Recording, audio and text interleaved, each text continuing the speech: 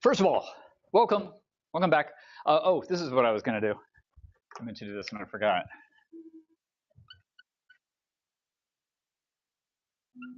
This is a good way to kill a couple seconds while we're waiting for people to arrive. Penultimate, one of my favorite words. What does it mean? Not a final penalty. Anybody? Penultimate?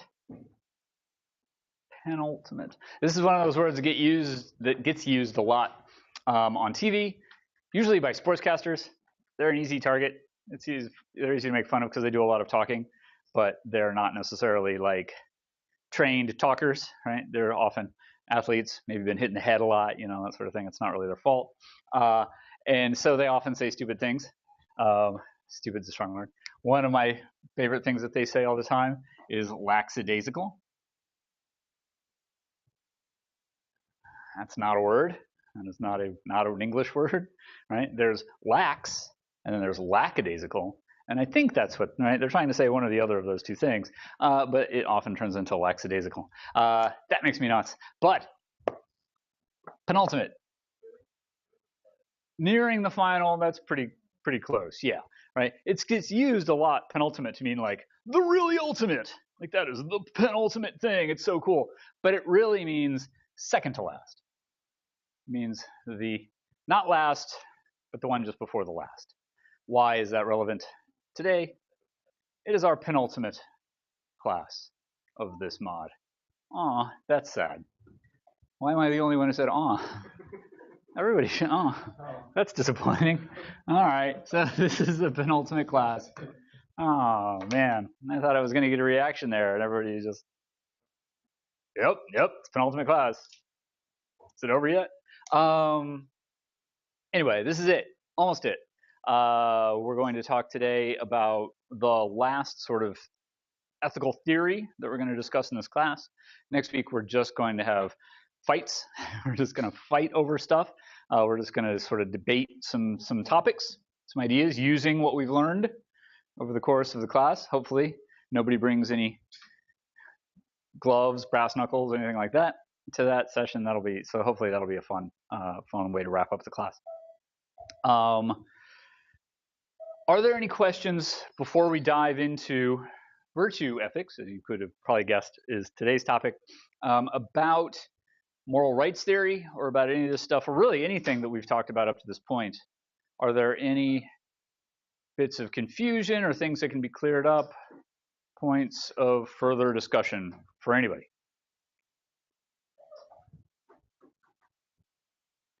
All right, I'm going to take that as a no.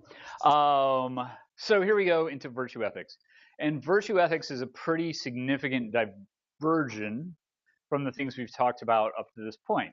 Most of the ethical theories we've discussed so far, in fact, all of the ethical theories we've discussed so far, whether we're talking about egoism or utilitarianism or Kantian ethics, moral rights theory, whatever, most of those theories have been what we would call discussing ethics of conduct. How to determine what is the appropriate action in a given situation. Right? Should I return the wallet or should I keep the money? Should I, is abortion, should I have it or should I not? Right? Those sorts of things, those kinds of questions. What should I do in a situation? What is the appropriate action? What is the moral action? But virtue ethics is less a ethic of like what to do and more how to be a good person. What does a good / ethical / moral person look like, rather than how does a moral / ethical / good person act? It's a small distinction, but an important one, because it's going to lead us a little bit into sort of a little bit more of a ethical gray area at the end of the day.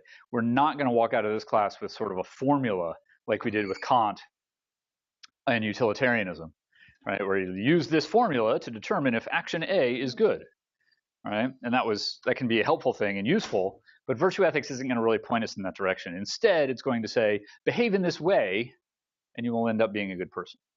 Right? And that's a different sort of thing. Virtue ethics. The idea of virtue ethics go back basically to the dawn of mankind in all sorts of places around the world, in all sorts of very sort of old societies and civilizations. But it's usually sort of credited in the form that it's discussed in ethics classes today to Aristotle. And again, he was not really the first person to come up with this, but he gets a lot of the credit because he put it down on paper. And that helps. Aristotle, we remember Aristotle. I feel like we've talked about Aristotle a little bit. Aristotle, student of Plato, student of Socrates. He was the tutor to Alexander the Great, and he really sort of established science and education as we know it today. Right? If you can think of a topic of study, like a class name that you've taken, biology, history, whatever, Aristotle pretty much defined what that was. He's the guy. He begins academics in many ways. In fact, the place where he taught was called the Academy, which just meant grove of trees at the time. And now academics are named after his school. Right? That's how important Aristotle was to education. Aristotle's a guy who kind of puts this theory into place. And he is going to focus on what it means to be virtuous, what it means to be a virtuous person. And at the time, it's important to know that virtue didn't mean the same thing to Aristotle that it means to us. Right? When we think of the word virtuous, what do we mean? What does it mean to be virtuous?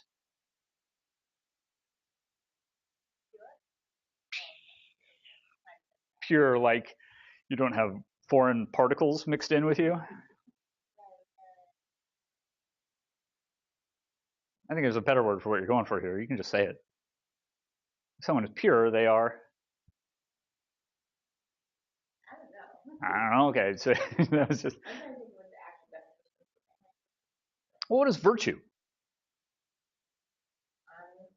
That's an example of one. Sure. Sure. So a virtuous person is someone who is. All right, let's go back to language. Yay, language, because this is what I do, right? The word virtue comes from the Latin virtus, which itself comes from the Latin vir, which means man. So virtue literally means manliness, acting like a man, being bold, that sort of thing. Today, virtue means being good. Right? So a virtuous person is just a good person, right? However you want to define that, a good person. But to Aristotle, virtuous meant excellent. And anything could be virtuous. We're going to talk about this. No, save that. Don't save the screen. Okay. We're going to talk about that more in a second. What Aristotle meant by virtuous, but anything could be virtuous to Aristotle. A rock, a knife, an antelope, right, could be virtuous as long as those things were excellent. Right? And that's what he meant. It's kind of today's example of that word is really virtuosity, right? If someone is a virtuoso, like a violin virtuoso, then that person is excellent at playing the violin. That doesn't necessarily mean that person is good or ethical, right, in the way that we mean virtuous today. So by virtue ethics, for Aristotle, he meant excellence, being excellent. And not like in the Bill and Ted way where we're excellent to each other, but being excellent, being an excellent person.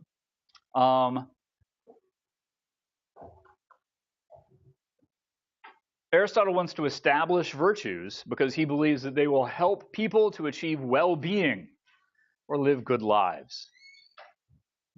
The point of virtue ethics for Aristotle is what? I mean, I just kind of said it, but it's an important distinction. What is Aristotle aiming for when he talks about virtue ethics? Excellence in, what's that? The way you live, well, what is it that's going to be excellent? What kind of thing will be excellent if this works out? A person, right? Aristotle is trying to figure out how to make the best people, right? Notice he's not concerned about how to be nice to each other. He's not worried about like some golden rule elements of like, I'll treat you the way you want, I want to be treated and that sort of thing. He's not worried about like, how much goodness can I fill the world with? How many happy actions? How can I convince Santa Claus to bring me presents? Right? Those sorts of things. He's trying to figure out how to make people the best that they can be. And that's his point with virtue. To help people to achieve well-being or to live good lives. Yes? Yes? Okay. Stop me if you have questions. As always. But in order to understand what he's talking about, we actually have to go back a little ways to his teacher, Plato. Plato developed this theory of metaphysics about the nature of the soul. You might remember that we read a little bit of the Republic when we were talking about egoism and the whole idea of, does it make sense for anybody to really be good? Don't we all really just kind of look after ourselves and do the best we can for ourselves? He talked about the ring of Gyges, right? And the idea that if you could turn invisible, you would take advantage of that, and you'd be foolish not to, right? That whole bit of the Republic. Well, the rest of the Republic, which is 9 more books of stuff. It's a whole lot of stuff. The rest of the Republic is trying to prove this, that the soul consists of these 3 parts: reason, willpower, and appetites. And he does it by means of a huge analogy where he constructs this perfect city that is ruled by philosopher kings and warriors who share everything, and then the common people are underneath them. And he uses that analogy to explain reason, which in his analogy are the warrior kings or the philosopher kings who do all the thinking, willpower or sort of passion as the warriors kind of do all of the emoting, right? And then the appetites or the desires, which are the common folk that are basically everybody else. It's usually a pyramid. There are far more desires and appetites than there are people doing the thinking, right? And then the warriors in the middle. And this is his analogy for the way the soul works, right? One comparison is a horseman, a carriage driver, right? One analogy he uses is a carriage driver where he's got 2 horses. And the carriage driver is reason, the charioteer, whatever you want to call it. Carriage driver is reason, and he's in charge of driving the other 2 parts of the soul, of keeping them going straight. Right? That's reason's whole purpose, is to keep the other 2 sort of parts of the soul in line. But of the 2 horses that you're driving, one of them, the sort of the passions and the willpower and so on, it's, say, a well-trained horse. It's been raised appropriately. It knows how to pull a carriage and so on. It's a nice, calm horse. And the desires are a wild, untrained, unbroken, crazy horse. And so reason has to use willpower to control desire.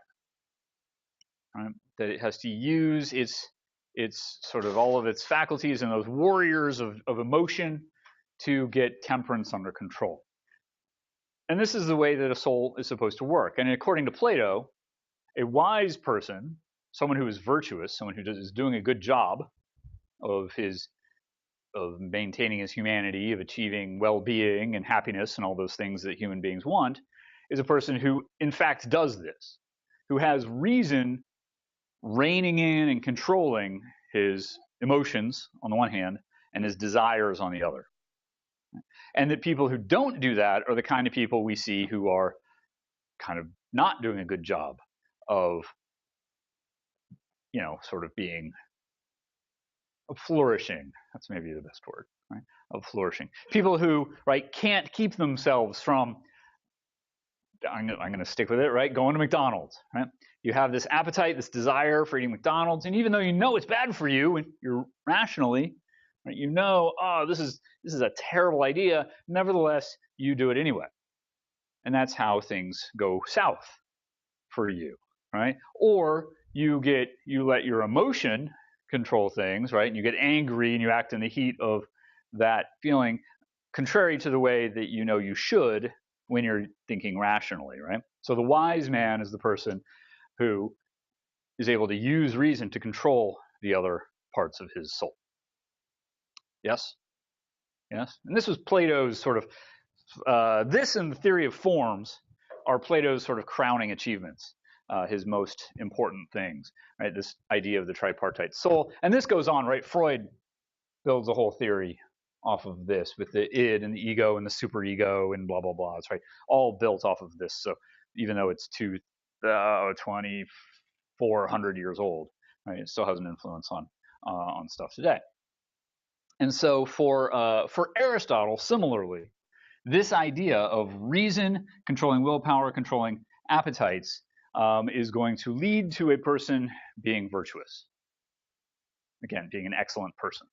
Yeah, we've got. Yeah, I'm not so worried about this wisdom, courage, temperance stuff. Those are examples. We're going to come back to those as examples of virtues that tie to the various parts of the soul. Everyone's following me so far? Okay. So what does it mean to be excellent? What does it mean to be excellent for a human being? And I don't mean excellent, again, like I'm really good at math or I am awesome at crossword puzzles or whatever, right? You might be excellent at a thing, but we're talking about human excellence, how to be an excellent human being. And to Aristotle, the idea of excellence is to manage one's skills and opportunities well. That sounds awfully generic or broad. Like, so you're saying to be excellent is to just do everything okay. And that's kind of but that is kind of what he means, right? He's not saying you have to, get X score on your SATs and have X amount of money or anything like that, right? Those are not the kinds of goals you need to be reaching for. Instead, you have skills that you manage, opportunities that you manage, and you manage them well. As I mentioned before, everything has a virtue. Everything that exists in the world has a virtue, and that is based on its telos. We've used the word telos before, right? And when we talked about particularly when we talked about utilitarianism, what is a telos? It's purpose, yeah, it is something, right? It's goal, right? We talked about utilitarianism being a teleological theory because it was concerned with consequences, the goal, the purpose, right, of an action. That was what determined whether or not that action was a good action or a bad action, what it actually ended up, the results of that action. And so Aristotle is using the word telos in its sort of most fundamental idea here of the purpose. Everything has a purpose to Aristotle, which, taking a quick non-anachronistic step out of this for a second, that's a hard thing for us to say today. I think we are, as we have become more scientifically inclined, less willing to say that everything in the world has a purpose. Like, what is the purpose of a tree? Or even things that work together in like ecosystems. We have, packs of predators that are necessary to keep the plant eaters in control, so that manipulates that keeps the plants growing, which feeds the and it's all this big circle of life, right? This chain. But I don't think we want to say that the purpose of the wolves is to eat the deer to maintain the ecology. I don't know that we're comfortable with ascribing purpose to things, right? And certainly scientists don't want to say the purpose of the universe is, who knows what, right? We've gotten away from that. Aristotle has no problem doing that. He's totally comfortable with the idea that everybody has a purpose. And I think once we kind of understand what he means by purpose, it's going to be a little less troubling. But it is, just a spoiler alert, this is one of the major problems with this theory, is this idea that everything has a purpose. And you may or may not agree with that. And if you have a really hard time with that idea, then this whole thing is going to be harder for you to to buy into. But for the time being, just go with me. Everything has a purpose. And the purpose of a thing is the thing that is that thing that it does best. Right? The purpose of a thing is that thing which it does best. So, for example, the purpose of a knife is to cut things, right? Not just dent things or smoosh them until they break, but to make a nice, clean cut. And the best knife is the knife that is best at cutting things, right? So, best knife is sharp, it is strong, right? And it won't break easily, and so on, right? That is a virtuous knife, a knife that cuts well, right? And we could, right, the virtue of what is the virtue of a car? Virtue of a car is to transport you, presumably, its driver, from one place to another. And a car that does that efficiently and safely and quickly is a virtuous car, and one that is not safe or efficient or fast, right? If it only goes 5 miles an hour, that's not a virtuous car. That's even though it may technically be a car. Right? The best thing is the best example of a thing is a thing that does what that thing does best. If a thing performs its purpose or function well, it is virtuous. Yes? We're okay with that? And to Aristotle, again, it's going to seem weird. Like, what is the purpose of a bird? Well, that's a weird question to ask. Right? What is the purpose of a bird? Generally, bird. Purpose of a bird. I mean, what is the thing that a bird does best? Okay. For those of you who are on the computer, you didn't hear that, but I'm not going to repeat it because I don't know that it needs that. Generally, what do we think of when we think of a bird? They fly. Yes, birds fly, right? So what is the thing that a bird does best? And I know before you, there's some birds that don't fly. I know, right? Birds, but generally the purpose of a bird is to fly. And so a virtuous bird, to Aristotle, is a bird that flies well, right? And a bird that doesn't fly well, like a penguin, is a stupid bird, right? Is a stupid, unvirtuous, dumb bird, right? Which I have to be on board with, right? What, you like penguins? Oh, Chelsea, you like? They should have been something else, right? They should have been either fish or, I don't know, cats, right? There's no reason for this, like, I'm a bird but I can't fly thing. That's silly. At least this is going to be what Aristotle's going to say, right? If it's a bird but it can't fly, it's not very good at being a bird, right? I don't know, and that seems kind of hard to argue with. So a virtuous bird is a bird that does what it does best, and that is fly. And again, it's more complicated because not only are there birds that don't fly, but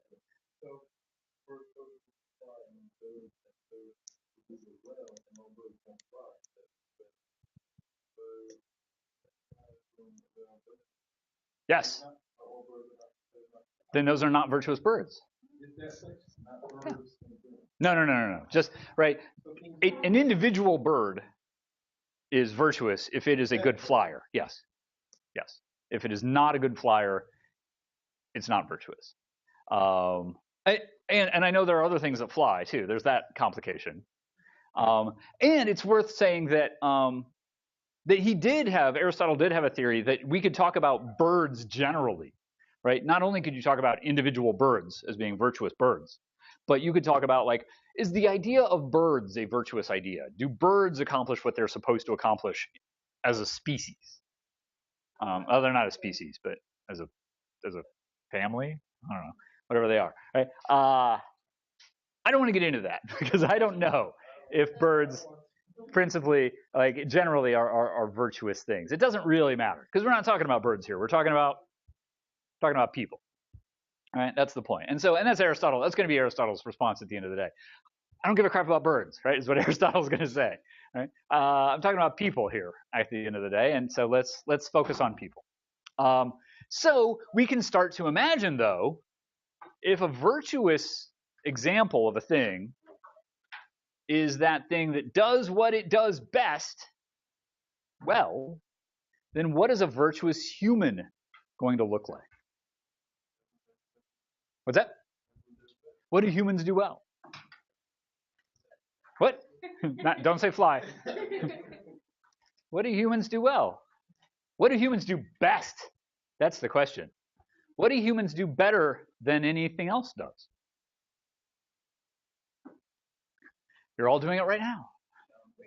You're thinking. Well, sure. Challenging each other's intelligence. Sure. One could argue that that is the point of thinking, right? Yeah, thinking. Thinking. That is what humans do best, right? Because who else thinks? We know of nobody, right? And as far as Aristotle knows, nobody. Not in the way that we think, right? And so he's not just talking about like feeling or sensing, but rational thought, right? The ability to predict, to imagine, right? To have theoretical thoughts, right, about things that don't exist, right? Everybody quickly think about a pink elephant, right? And you guys can do that, but a dog cannot because the dog has never seen a pink elephant, and so it can't imagine what one would be like, right? For example, rational thought, right? That's what humans do. The whole point of this class, right? The dog, for example, also doesn't care about like, should I pee on the floor? I don't know. Is that right or wrong? Is that an ethical decision to pee on this floor? No, the dog just does it, right?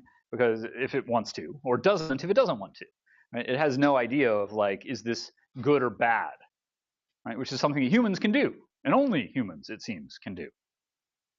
That's what he's talking about, that kind of rational thought. And so, as we've got here, the virtue of a person is to reason well. So a person who uses his or her rational thought well, not just use it, we all use it, right? Like, I could go to that gas station where the gas is $2.59 a gallon, or I could go to that gas station where it's $2.57 a gallon. I guess I'll go to that one. That's rational thought, but that's not using it particularly well. That's just, right, flip to 0.02, let's go, right? That's pretty easy. But to actually think well, like we are doing in this class, to reason well is to be virtuous. Notice that at no point has Aristotle, up to this point, talked about doing good things without reason or bad things without reason. He's not concerned about, like, at least not yet, about like using your reason to plot someone's murder. Right? Hey, you're thinking. That's all that Aristotle cares about, at least up to this point. Right? And if you are thinking well, you are virtuous. You contain virtue. Yes? Okay so far? All right. Specifically, though, these are sort of really the important pieces here. It's not just about thinking. It's about thinking rationally, as we said, on a regular basis, meaning more or less all the time, throughout your life, and as a matter of habit. Yikes. That is, to develop a rational character. And so going back to this idea of what we're talking about today, right? Virtue ethics is, again, not about what are appropriate actions, but rather about what is an appropriate way of being or of living. And so for Aristotle, being virtuous is developing a rational character so that you behave rationally most of the time. Ideally, all of the time. But Aristotle's surprisingly realistic, and he kind of sticks with most of the time. What am I talking about? What does this mean? What does this all mean to you so far? What's the point? What's the goal?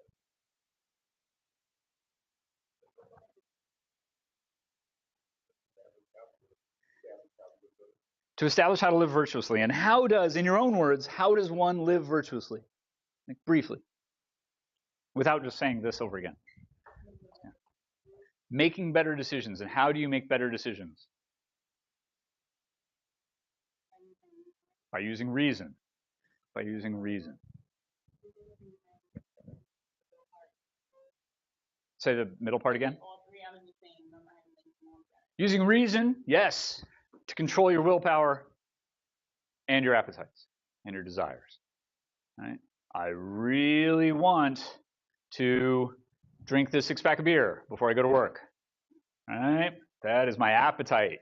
My reason is the one that tells me that's a bad idea, and so I don't. That is a virtuous action, right? Or at least that is me living virtuously by not drinking the 6-pack of beer. That's not a particularly high goal, right? Look, mom, I'm not going to call mom, hey, guess what? I didn't drink a 6-pack of beer before I went to work today. Aren't I awesome, right? She's not going to be particularly impressed by that. Perhaps if you're an alcoholic, sure. And then the idea that you have used your reason, right? And that's a huge part of overcoming things like addiction and so on, right? This idea of reestablishing reason over your appetites and your emotions, for that matter. But it's not enough just to do it once, right? Aristotle's not going to say, yay, you didn't drink a 6-pack of beer before work today, so you're a virtuous person. You've got to do it every day, over and over again. You have to develop it. You have to do this on a regular basis, right? Behave virtuously on a regular basis, and not just when you sit down and think about it, right? You have to behave this way as a matter of habit. What does that mean? Play Sean.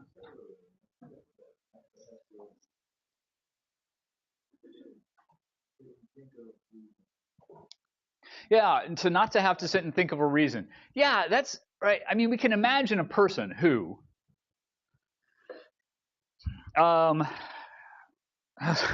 every morning he comes down and he sees his puppy and he has to decide whether or not to kick it, right? Because we know how we feel about puppy kickers, right? And every morning he comes downstairs and he sees the puppy, and the puppy's at the bottom of the stairs and he's wagging his tail and he's happy to see you, right? And he says, should I kick you today? And then he's like, well, no, I probably shouldn't, right? And so he goes on with his day. And then the next morning he comes back down the stairs. It's like, oh, it's puppy. Is today the day when the kicking commences? No, okay, no kicking today. And so on every day, right? Are we going to call that person a virtuous person? Like, what a wonderful person that is, because he never kicks puppies.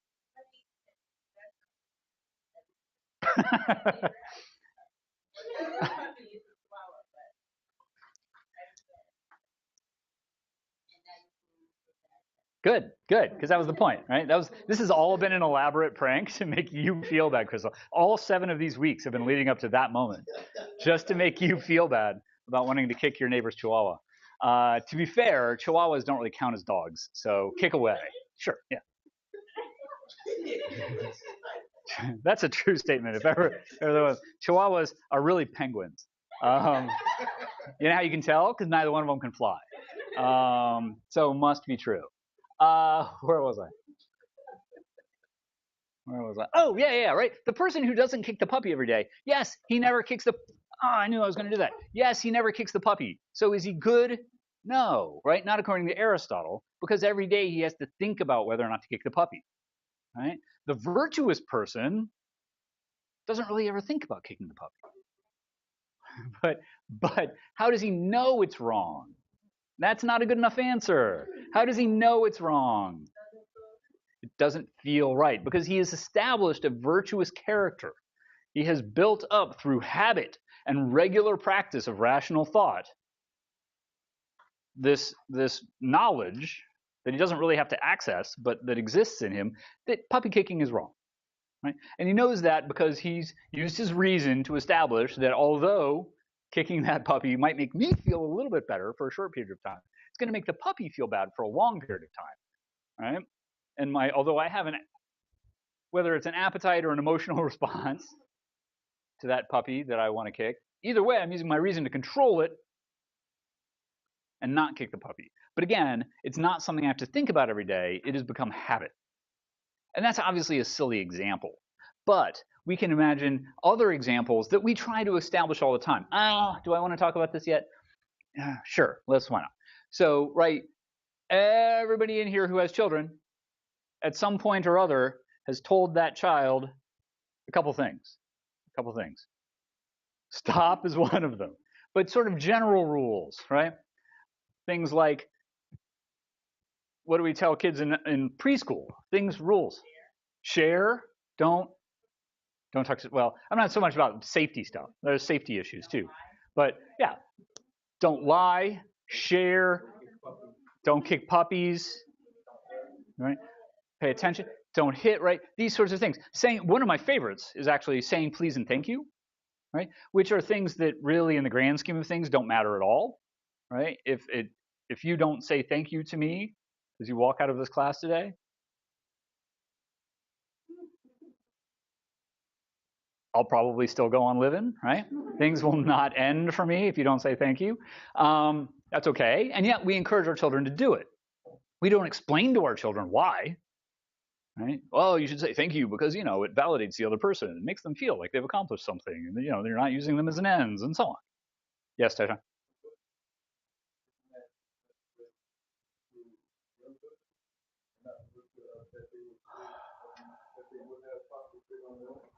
It depends. Depends on how we are. It depends on what we do next. Because your reasoning would not necessarily be anyone's reasoning, depending on the age. You might end up at the same, this is not good. But yeah, we have to be careful here when we talk about reason. According to Aristotle, we're all human beings. We all use reason. Yes?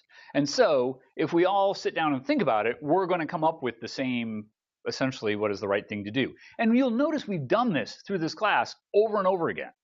Whenever I bring up some weird example of like the kid trapped in the basement in Omelas, or your friend is hiding in the closet and the axe wielding murderer comes to kill him, right? You guys know when something feels wrong. Right? And you're like, oh, but I would totally lie to the axe wielding murderer because I want to save my friend, or I would free that kid because that's wrong, right? And you don't really go into why it's wrong. I mean, you could probably come up with a reason if you had to. If I said, okay, take out a piece of paper and write down why it's wrong to trap and torture a child in the basement of a building, you could probably come up with a reason, but you don't. It's not like any of you sat down and said, is it wrong to trap a child in the basement of a building and torture that child for its whole life? Yes, it is. Right? Like, you didn't have to do that. You just knew it was. Right? And part of that is a function of this thing that we have been doing to each other since civilization started, where we have been transmitting to each other appropriate behavior. Right? We tell our children, say please, say thank you. Right? And that's partly due to the fact that they don't yet have reason because they're children. Right? And we acknowledge that in lots of different ways. We recognize that children aren't fully rational yet. Right? And so we just tell them what to do. But the goal is to build up this habit, to instill in them virtuous character, not to try and teach a kid how to behave in every single circumstance, but to teach those kids to be polite, appreciative, whatever it is that we're aiming for there. Yes? Right? Myrna, you're making a face. You're okay with that? That makes sense? So we do this a lot, right? We educate, and Aristotle believes that this is the only way to really become virtuous, is to practice. Well, is to be educated, trained in a way that you do it. And then after that, to practice. And we're going to come back to that later. Oh, this stupid thing. So again, we are trying to develop a virtuous way of living as opposed to a set of rules that we have to follow, right? Or like the Kantian, like, okay, every time I think of something, I've got to figure out, can I will this to be a universal maxim sort of thing? But nobody really does that. You just act, right? And maybe on the really complicated stuff, or the really sort of way out there sort of things where you have to sit down, like the trolley thing, and the one guy over here and five guys over here, maybe you need to sit down and think about those things. But those are such extreme examples. Or the lifeboat, right? Who are we going to throw off of the lifeboat? Those are such extreme examples that, of course, you're going to sit down and actually think about those things, right? You're not just going to make gut instinct reaction decisions. But for the most part, day-to-day life, you just go live in the way you are. And if you're a good person, you live in a good way. And if you're not a good person, you don't live in a good way. Yes? Okay. Aristotle talks about different kinds of virtue. He talks about, really breaks them up into intellectual virtue, intellectual virtues, and moral virtues. And his intellectual virtues are sort of how you know how to be good, right? Like how it is that you have figured it out, you individual rational entity that you are. And he talks about 5 different rational or intellectual virtues that concentrate on intellectual and spiritual things. And when we put those together, that really allows us to utilize our rationality most effectively. And they're listed here. They're not. I don't know that we need to break up rationality into all of these 5 parts in order to make it make sense, but for the sake of thoroughness, I just threw them up here. Practical wisdom is about making sound judgments in your day-to-day living. Scientific knowledge is understanding logic and observing sort of the eternal stuff. Excellence in art, that's art as in making any sort of thing, not necessarily art like we think of it today. Intuitive wisdom is understanding the principles on which we base our science. And then philosophical or theoretical wisdom, that's knowledge of like hypotheticals, right? Imagining what the world could be like, a thing that, again, only human beings can do. Really, these are all things that only human beings can do. But that's the big one for Aristotle. So we use our intellectual virtue. Remember, virtue is acting in accordance with the thing that human beings do best, and that is be rational. So for Aristotle, these are the 5 sort of appropriate steps to virtue in that sense, in being an excellent person. Right? The key is, did I just win something? No? Okay. The key to being virtuous in terms of being an excellent person are to have and to practice these intellectual virtues. I'm going to leave that there. I don't think we need to talk about that anymore. That's hopefully pretty straightforward. But then we get to moral virtues, and these are the sorts of things that we think about when we think of virtues, right? When we think of virtue, this is what Aristotle is going to say. What you mean by moral virtues are, or what you mean by virtue are really these moral virtues, and that's when reason and willpower control desire or appetite. That's when a human being's soul is working correctly, and we've got reason dominating willpower and desire. And by the way, I didn't really talk about this, but like Aristotle's example of willpower helping to control desire is like when you eat the whole box of Oreos and then later you feel really bad about it, like guilty. Like that's your emotional willpower element helping your reason to control your appetite, so that maybe next time you don't eat the whole box of Oreos, you only eat half the box of Oreos, something like that, and then you scale that down over time. But moral virtues are traits of character that promote the well-being of the person who has them. Okay, what does that mean? Again, remember that the point is turning you into a virtuous person. Right? So think about that, how that's different from the virtues we've done in the past, or the ethical theories we've done in the past. Right? When we talked about utilitarianism, what was the goal of utilitarianism?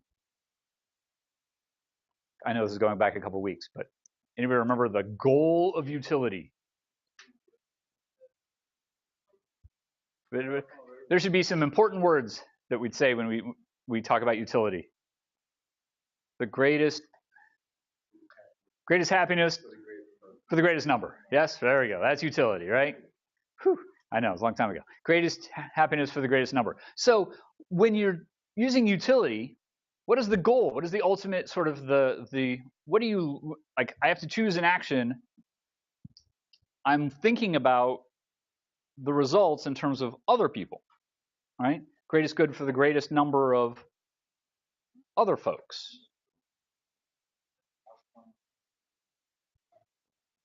Best outcome, which can include you, but often includes other people as well when you're talking about the greatest number. And when we talk about Kant, right, we're talking about other folks, right? In the sense of like my duty to other people, not to treat them as an end. Not to treat them as a means, rather, but as an end. or moral rights theory, right? My duty to treat other people with dignity, right, and to not violate their rights. So most of the ethical theories we've talked about so far have been largely focused on other people, like my behavior and how it impacts other people in terms of whether or not it's virtuous or not, right? But virtue ethics doesn't care about other people, not really.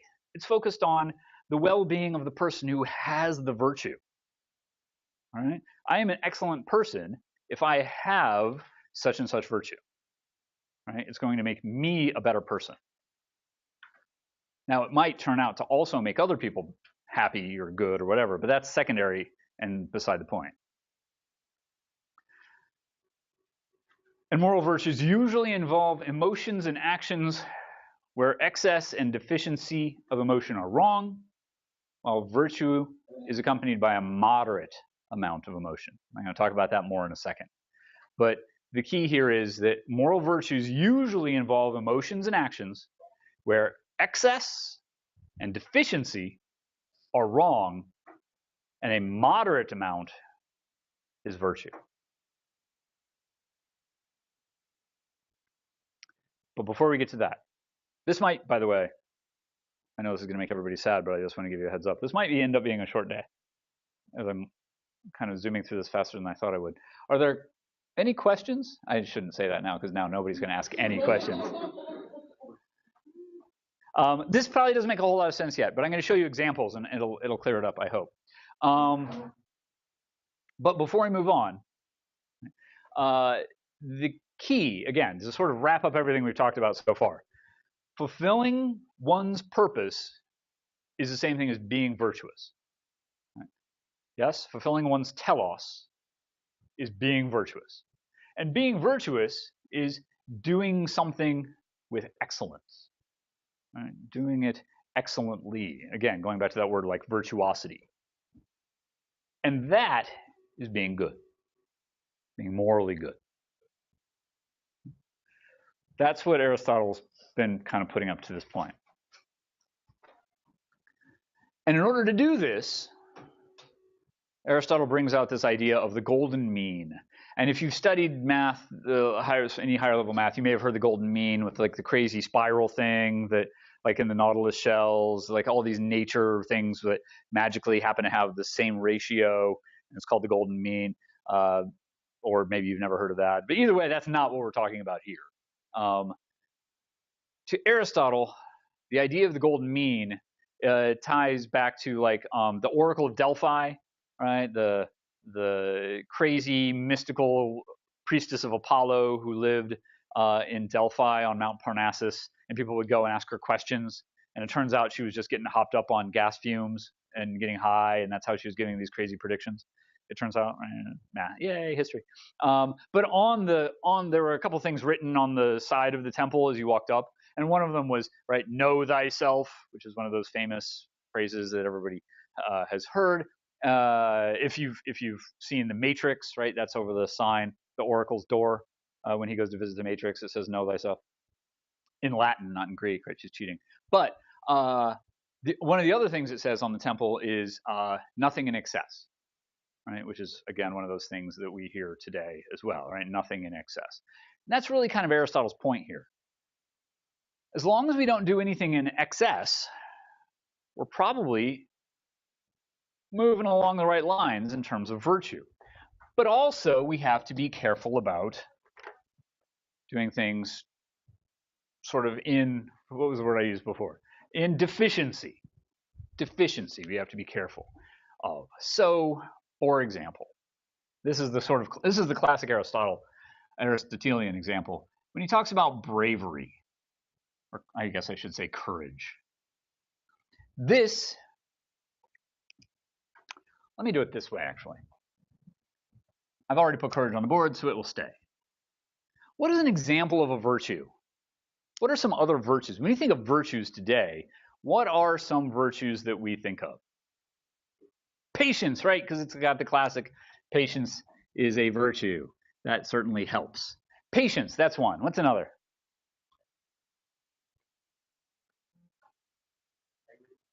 Well, that's a hard thing to define. I mean, love is not, I don't think, I think we want to boil that down to like, you mean like kindness? Honesty is a good one. Sure, we can go with kindness, honesty, temperance. That's a good one. What's that? Respect is, again, kind of like love. It's a little too complicated.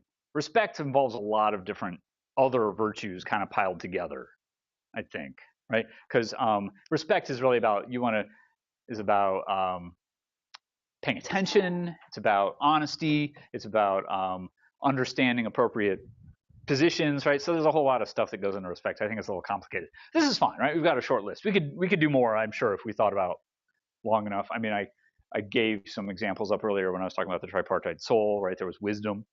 Justice is usually an example of a virtue, and so on. These are all examples of virtues.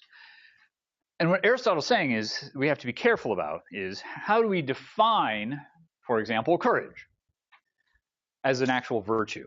And he says, again, we have to be careful about excess and deficiency.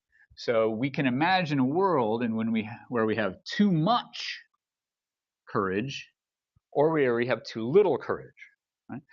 Too little courage is easy. What do we call it when you have too little courage? Cowardice. And so Aristotle says, don't do that. Don't be a coward. Don't have too little courage. But also, what should you not do?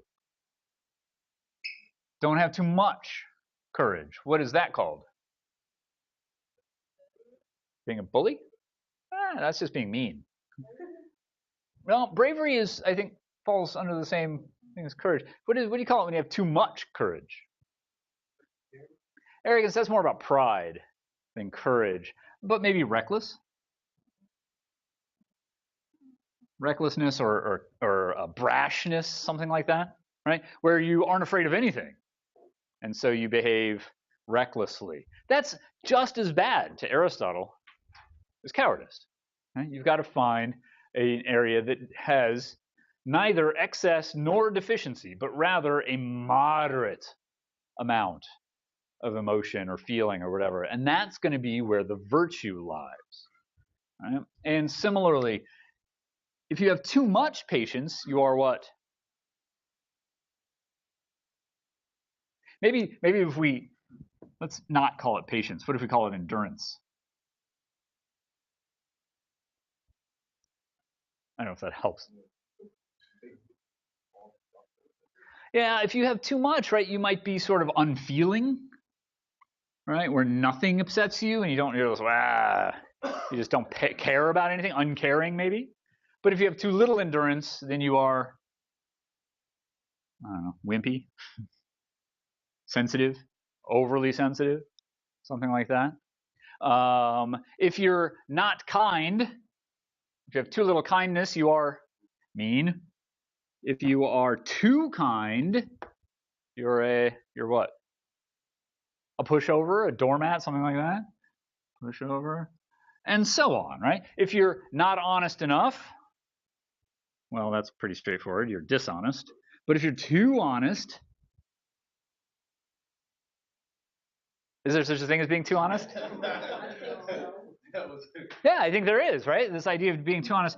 You're back to kind of being mean again, right? That thing where you like sometimes you lie because it's nicer, right? I have a wife. I know how this works. I don't know how this works. Do you want to wash the dishes? I'd love to, right? That is a lie, but it is for everyone's betterment, right? To not be too honest. If you said every single thing that came into your mind, that would be a disaster. If everybody did that, then the world would fall apart, right? And so on, right? Temperance, same thing with temperance, right? You can be too, a teetotaler, right? I don't drink anything or touch anything. I only eat white bread and drink water, right? Or you can have too little temperance and you can be like, woo, party, I drink that six-pack before I go to work, right? Generosity, right? You can be not generous enough and then you're stingy and you never share with anybody. Or you can be too generous and then you're just throwing your money away. Yes. So, right, we could go on and on. There are lots of examples. In fact, if you click on this link later, I could do it now if you want, but it's just this list of this, right? Examples of virtues and going too far and not going far enough, right? Or having excess or deficiency of a virtue. Okay. This is not what this is for, but it's probably better than getting shy on the computer. Okay. So how do we know then? How do we know what is the right amount of, say, courage? Right? I have to be careful not to have too much courage, but I've also got to be careful not to have too little courage. So how do I know what is the appropriate amount of courage? Guesses? Thoughts?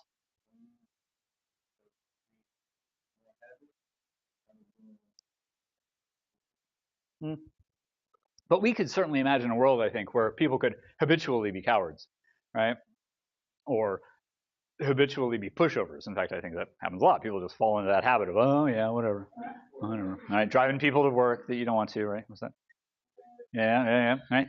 So, right, it's not just about the habit part. That's going to come later. First, before we can know what it is we want to cultivate as a habit, we have to know what is the right behavior.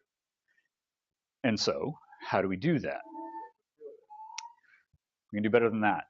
We can do better than it doesn't feel right. No, that's Kant. Right? That's Kant, how we imagine we want everybody else to act. If something doesn't feel right, what part of our soul are we using? If something is like, oh, that feels, my gut tells me that's not right. Right? That's maybe something like a desire or an appetite. But what should we be using? Reason. Reason is going to tell you. Reason is going to tell you. That's the whole point of having reason. Your reason, that highest bit of your soul, or your mind, or whatever, however you want to think of it, is the bit that is going to determine for you what is the right amount of courage, endurance, kindness, blah, blah, blah, blah. So, this is where things get kind of complicated. I wish I had another color. Because we kind of have to imagine like a number line where we've got 0 down here, like there's no courage, and over here we've got way too much courage.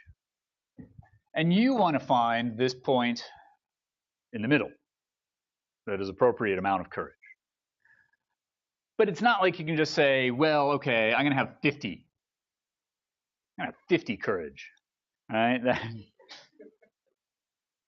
And somebody else is going to come up and say, wouldn't 55 be better? And you're like, nope, 50, right? Because there's no number scale here, right? There's no quantity of courage. So you have to come up with a point of along this line that is appropriate for you according to your reason. And that's what Aristotle's point, his argument is, for each person in each situation, we are morally good if we are capable of choosing the proper response to every situation. So to every one of these virtues, an individual is going to choose the appropriate sort of moderate amount of that virtue that is right for him or her. And so I might have 50 courage and be virtuous, but Taishan might have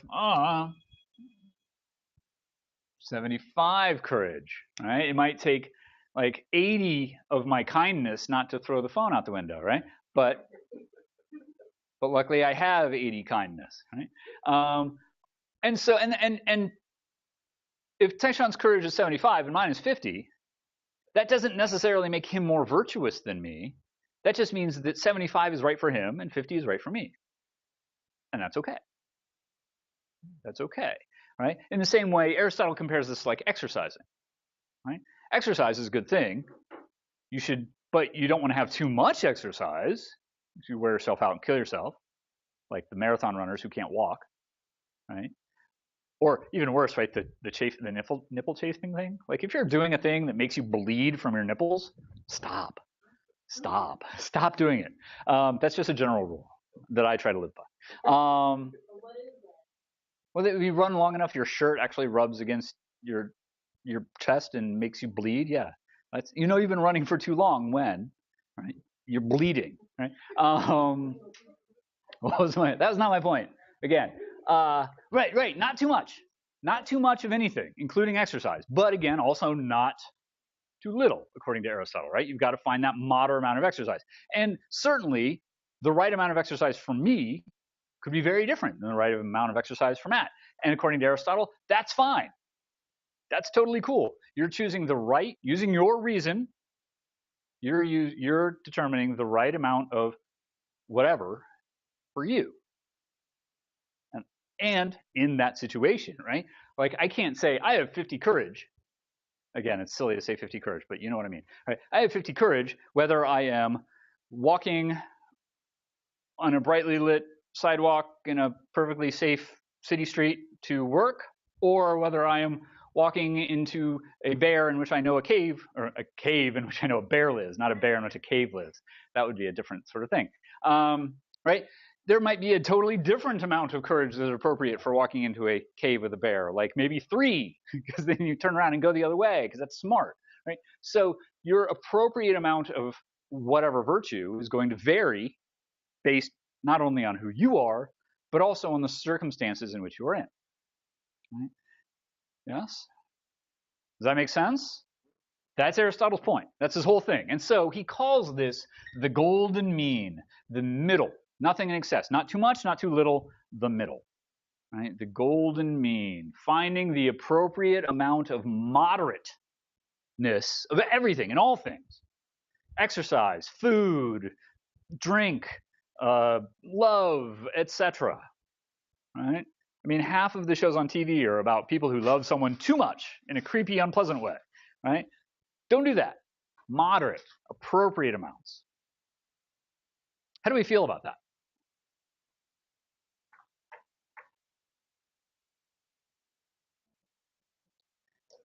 Yeah? We're all okay with that? Because it doesn't feel like I've told you very much. Well, I mean, in the sense that what it seems like you could probably pretty easily say, sure, okay, Aristotle, thanks, that's great. I'm going to just keep on living the way I've been living then, because it sounds like that's what you're saying. You haven't given me very much guidance, Aristotle, in regard to how to be a good person. You've said, well, it's kind of up to you, right? That's basically what Aristotle's saying. Well, you got to pick this, and it might change depending on the situation or the day, right? But Aristotle says, right, it's going to depend on the circumstances.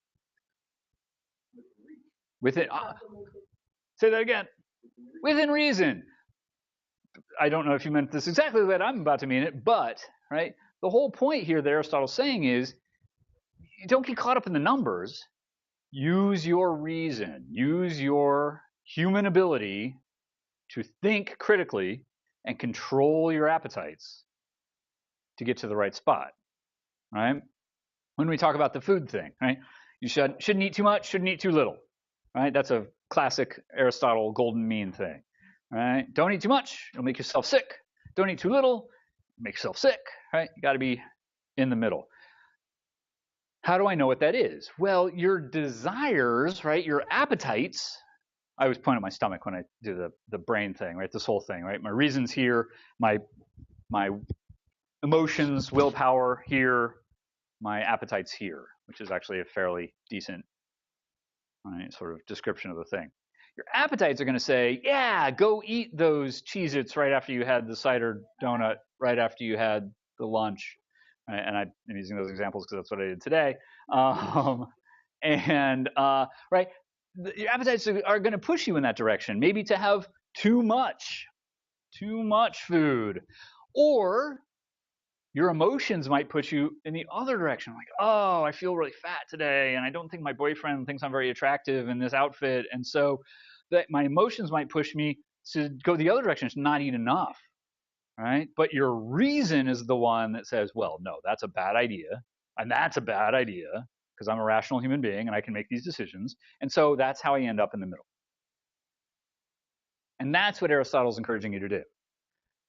Not to just sort of wing it, which is what it feels like he's saying, but to use your reason. That's what he's actually saying. Yes? Does that make sense? We're comfortable with that.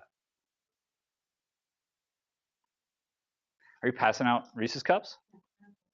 Okay, good, good. That is the appropriate amount of stinginess when it comes to Reese's Cups, right? When it comes to Reese's Cups, it should be maybe 1 or 2, right? Maybe you share with somebody you really, really care about, but you're not just throwing away to whoever wants one, because that's foolish. Questions? Questions? And so, right, again, what is the goal? If we do this, if I use my reason to determine the appropriate amount of virtue for me in a given situation, me as a given person, I end up with this thing that Aristotle called eudaimonia. Literally, good spirit. That's what the you, like you in euthanasia and eugenics, those are bad things. But there are better words that start with you. But the you means good, and then daimon is actually the word that gives us demon, but in Greek it meant like spirit, sort of like a spiritual thing, right? Like a soul almost. So this is literally something like good souledness or good spiritedness, right? It usually gets translated into English as happiness, but happiness we have to be careful about because happiness can sometimes be associated with like pleasures, and that's not Aristotle's point, right?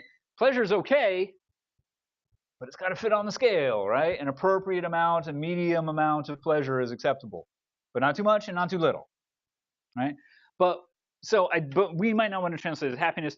I like flourishing because it's a really great way to think of a human being. At least I enjoy that idea, right? A person is doing well. He or she has achieved eudaimonia, and she is flourishing, right? She is doing all that she can to be a human being. She is being a human being in all of the best possible ways, right? That's eudaimonia. And that was Aristotle's ultimate goal, right? The good. A virtuous person achieves eudaimonia. Right? He or she flourishes.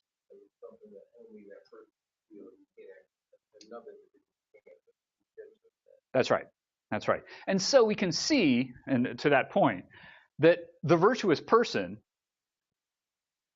is happy, flourishes, achieves something, and coincidentally, other people will be treated well. Right? If you have an appropriate amount of kindness and honesty, right, and justice and so on, right, that's going to lead to other people being happy too, being treated well. But that's not the point.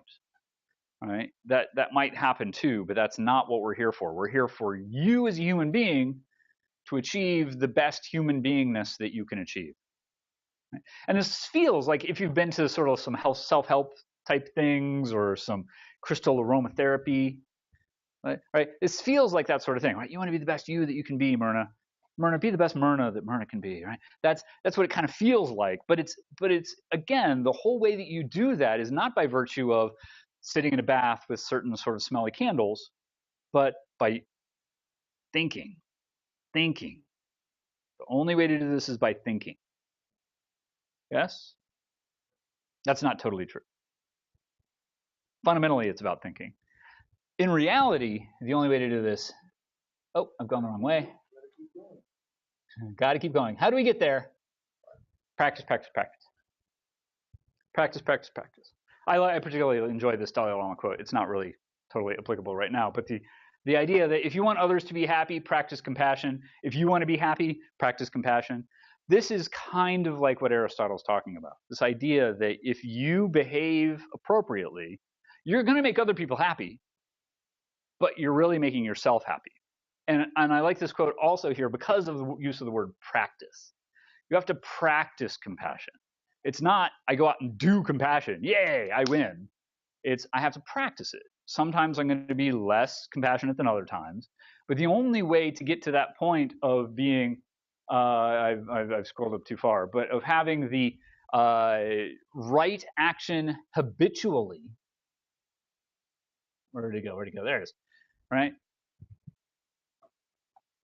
Is on a regular basis throughout my life as a matter of habit is to develop a rational character. And to do that, I have to practice being virtuous. That's why we tell our kids to say please and thank you. That's why we tell our kids to share. Even though they don't understand why yet. They're too young. Their brains don't figure it out. yet, right? They don't. I don't want to. Right? You tell them they have to, because the goal is down the line that they will then share without having to think about it. And they'll realize that giving and being generous and honest and kind are things that you should do without having to rationalize it every time, without having to think about whether or not I should kick the puppy or fall asleep in class. Instead, right, you just know that you're not supposed to do those things, and so you don't, because they're just part of your character. You don't even have to think about them. You just do the right things because it's part of your character. So Aristotle believed that, right, practice was about training. It was about training yourself, even if it's doing something that you don't want to do. Training yourself to be courageous. My wife is a crazy person. That's just a true statement, but I'll go ahead and explain why I say that. She has a fairly significant fear of heights, I think, as most people do, and so she goes up on tall things all the time, because it scares her, and she wants to overcome that fear. And so she's been to Toronto. There's the big building you can strap yourself to and lean out over the edge and walk all the way around the building. She's done that. She's zip-lined across Las Vegas. She jumped off of a building in Las Vegas. There's a thing where you just strap a cord and then you just jump off, and then you fall, and then it slows you down, and then you land. Like, I wouldn't do those things for any amount of money. And she's like, well, I'm terrified of heights, so I have to go do these things. Oh yeah. It's I think it's better than it was, but it's still terrifying to her.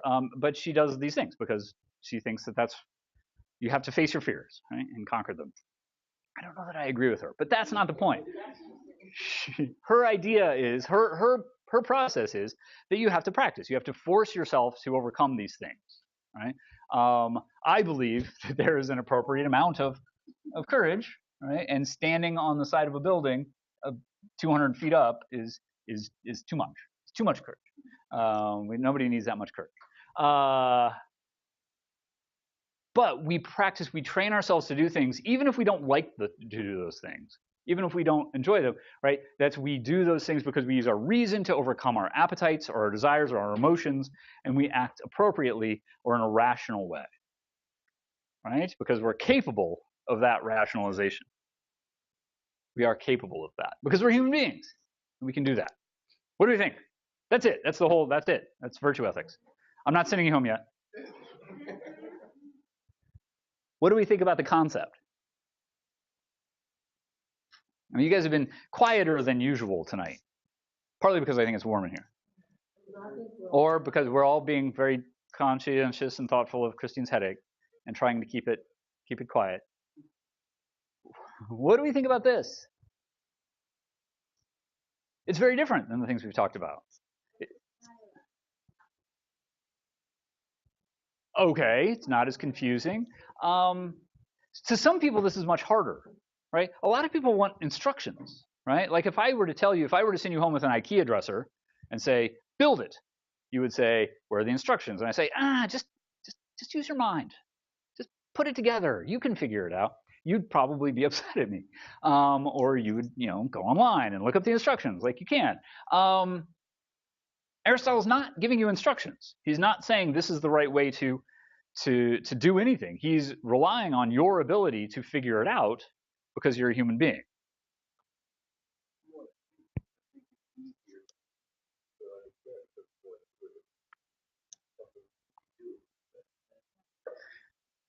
Do we though? Maybe. I don't know. I think that, right? I mean, this is one of the negatives about this is it's hard to know that anybody is actually doing this. Sure. But I bet if I asked everybody and they were totally honest, most of them would not be doing this, even if they're what we consider to be kind of like good people, right? I think most people just kind of act, either in the way that they have been trained to by their parents or society, or in a way that they just feel like, right? Like maybe some people are just born jerks, and so they act in a jerky way because that's how they feel like acting, regardless of what society tells them to do. Or some people are born nice, and they just act in a nice way, what we consider to be a nice way, because that's just kind of who they are, and it doesn't really matter what anybody else says. I guess my point is that we don't know that people are actually thinking about it, right? Or have thought about it, or do think about it as they go forward through life, right? We all have certainly given in to emotion and appetite at one point or another, right? And so those would be moments of not virtuous behavior, but according to Aristotle. But I mean, did we go later? Oh man, I let my appetite control me. I don't think we do this, I guess is my point. Do we? I think so. Well, I mean, not to the extent where you give it conscious thought, but if you overindulge in your appetite, you do regret it later, and then remember that lesson the next time and say, okay, I need to bring it back down a little bit. I need to temper it a little bit. So do we though? That's the problem. We do. Well, and then, like you said, there are occasions where you overstep. Yeah. I mean, I know, like, personally, right? I'm just going to speak from my personal. Almost every time I have too much to drink, the next morning I'm like, oh God, why did I do that? I'm never doing that again. Right? and here we are, right? Everybody's done that. And it's not that Aristotle acknowledges we're capable of feeling regret. That's just your emotional part, or guilt, or whatever, right? That's your emotional part, responding to your appetite, having control over you for a little while. But that doesn't mean that we're following this thing. That just means you're feeling human emotions like humans do, right? And so there's some intentionality here, is what I mean. What are you gonna say, Tracy?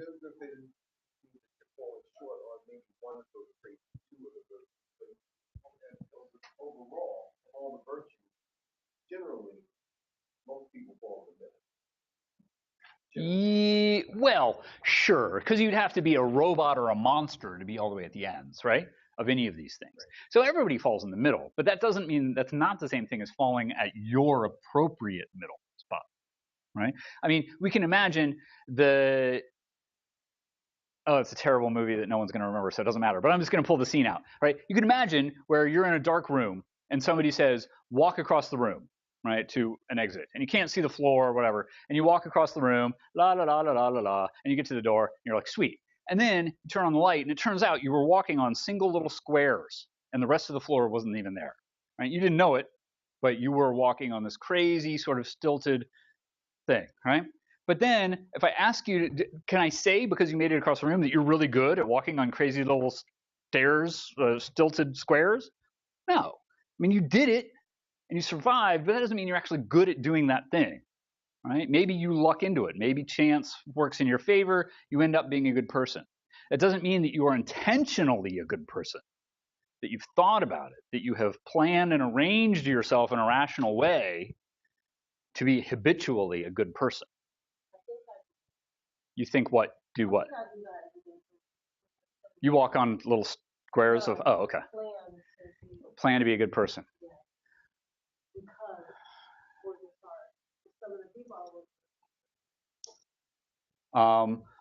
Good. Yay. That's good. I'm all right. I want people to be good people, and I'm not going to tell you that you're wrong, because that would probably not be nice of me, and I don't know. But I think that the vast majority of people kind of just live their lives. What is this tilt thing? Yeah, I just came up with that too, like on the top of my head.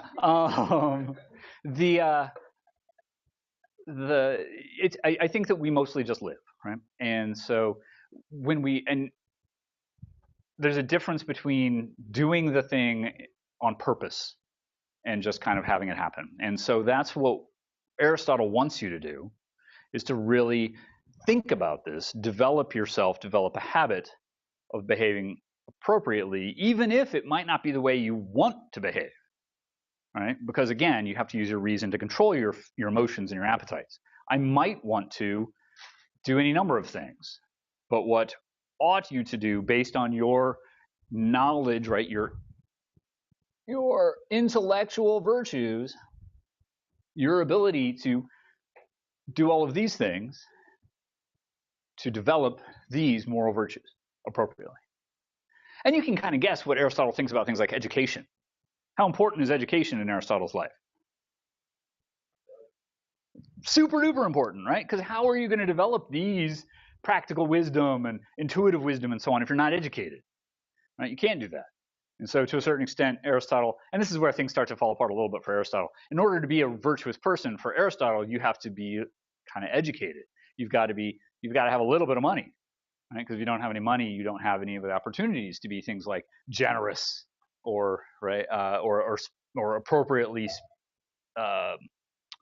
spendy, charitable, yeah, but also like managing your funds effectively. You can't do that if you don't have any funds, right? So there's a little bit of luck involved in Aristotle's theory of being virtuous, which nobody likes. Right? The real ethicists sit down and like, I should be able to be virtuous without having to have been born to a particular family or in a particular place at a particular time. So it's not a perfect system, at least the way that Aristotle develops it. But you've got to be educated in order to be able to make these correct decisions, and then you've got to practice. You've got to practice being a good person. Other thoughts? More comfortable with Aristotle? Idea? Why do you like it, Crystal? I was about to say the same thing.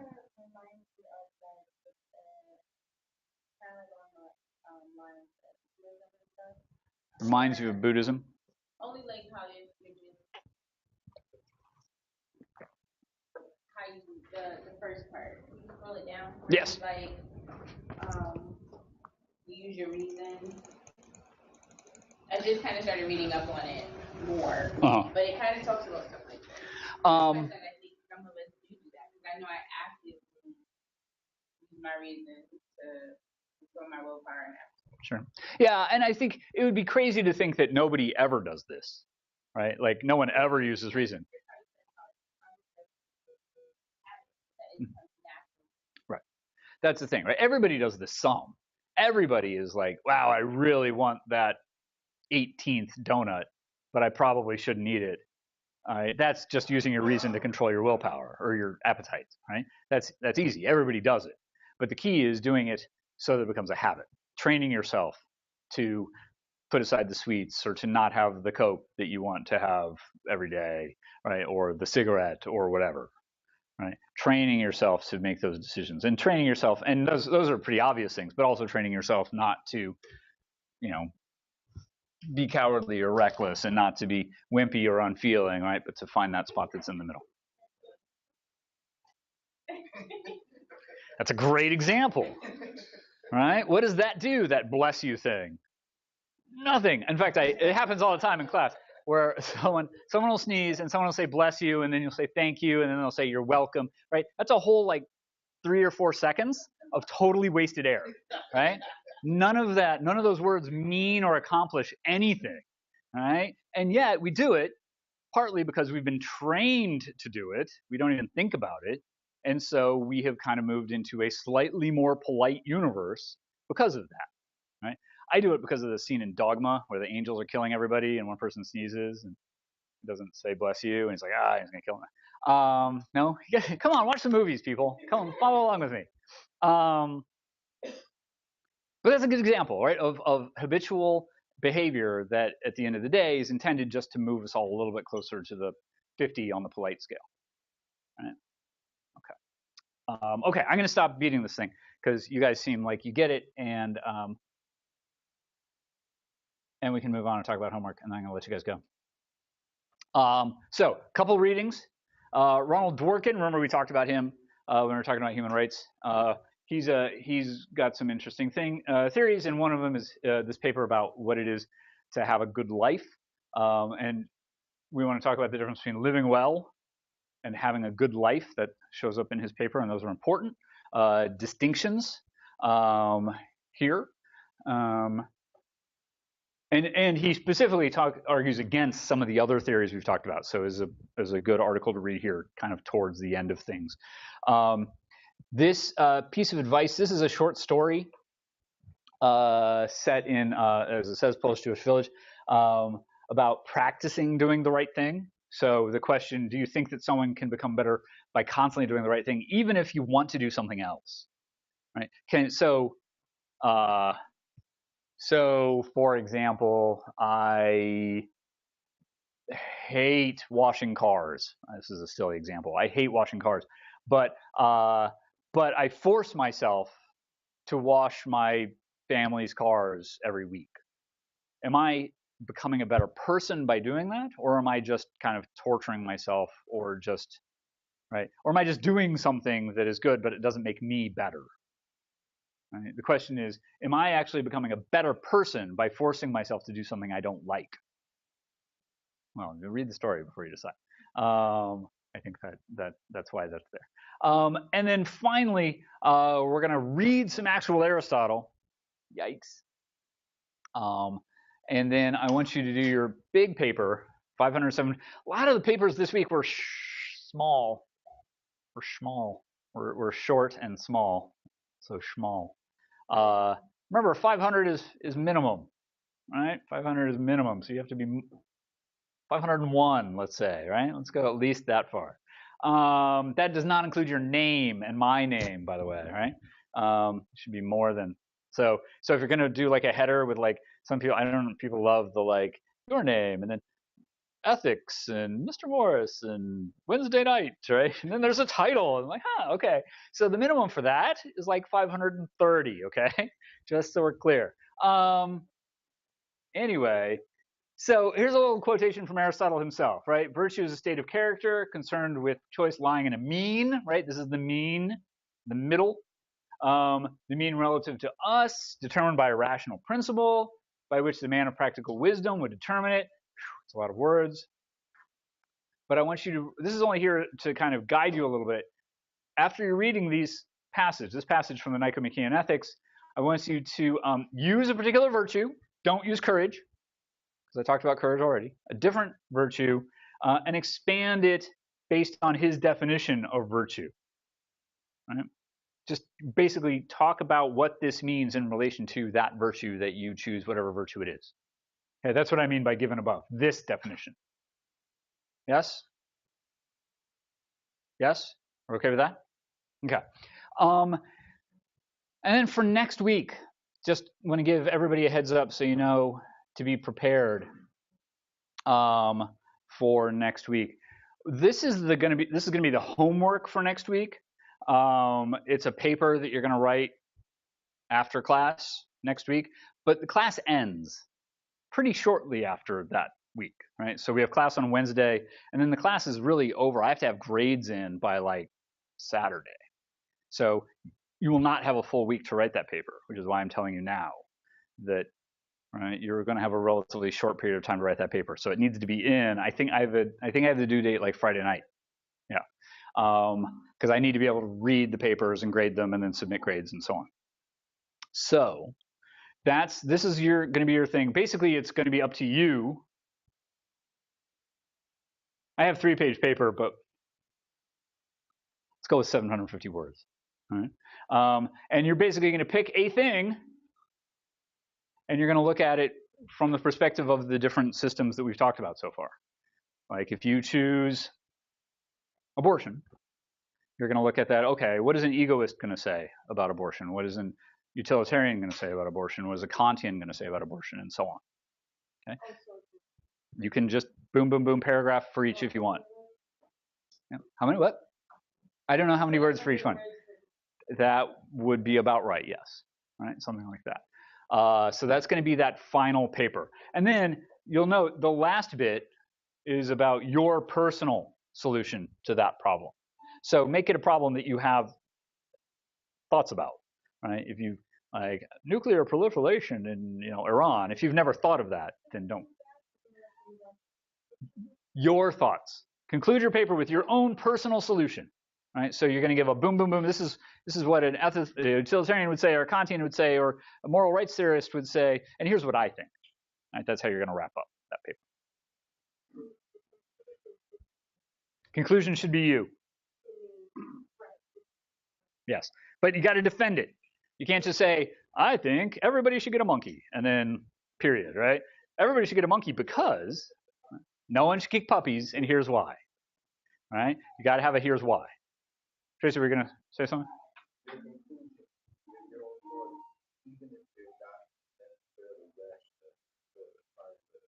No, let me rephrase that. Yeah, please. Solution, but you know the solution will never be adopted. That's not a good solution then.